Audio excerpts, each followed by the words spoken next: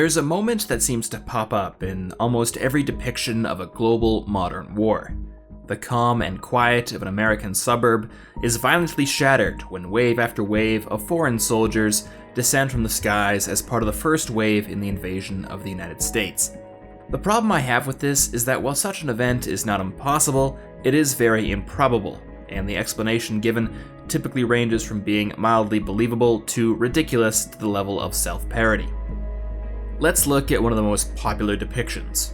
In 2016, the massacre of Russian civilians in a Moscow airport by suspected American-sponsored terrorists provokes the Russian Federation into launching a surprise attack on the east coast of the United States. The Russians are able to hack into American satellites, giving the US armed forces no time to respond until the invasion is already underway.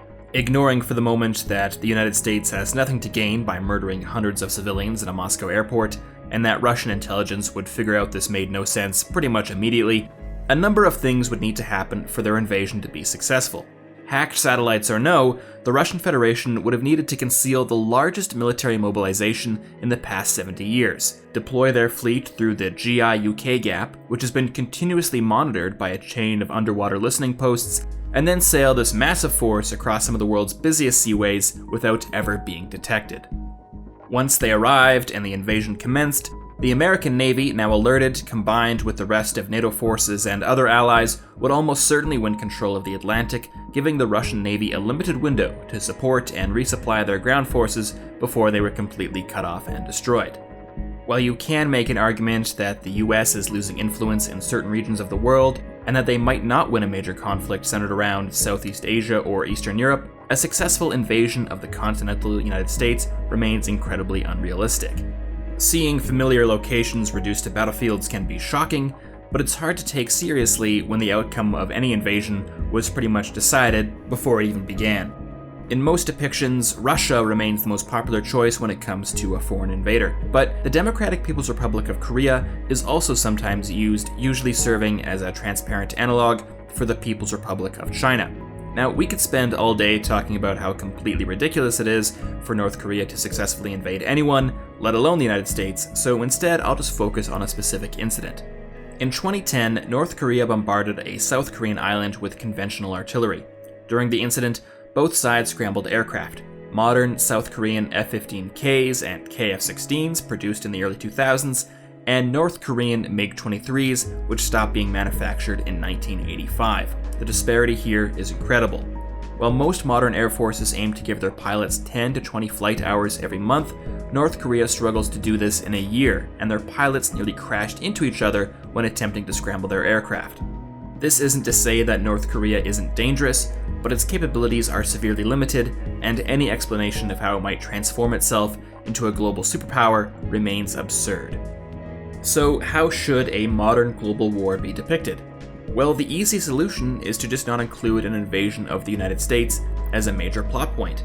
There are plenty of interesting locations across the world that would provide the same level of spectacle. If it's a necessity that New York or San Francisco or wherever be invaded yet again, why not come up with an alternate history scenario rather than the typical 20 minutes into the future setting? All the arguments I just made are completely invalid if a chain of events prevents the United States from achieving the global hegemony it currently enjoys. Perhaps the most creative solution to this problem comes from the world of strange real. While its technology, culture, and languages are nearly identical to our own, its history and geography are completely different, allowing for unrestricted storytelling. While it's highly unlikely Russia could ever mount an invasion across the Atlantic Ocean, the Union of Yuktobanian Republics does not have this problem. Strange Real is a perfectly believable blend of realism and experimental technology, which is where most other settings based on our world tend to fall apart. This approach is not without its problems, however. While witnessing an invasion of the United States, Russia, Germany, the UK, China, or really any other country from our own world is sure to conjure up certain feelings and emotions, if I were to tell you that the Republic of M.A.R.C had been invaded, for most people their first question would be, wait, what's M.A.R.C?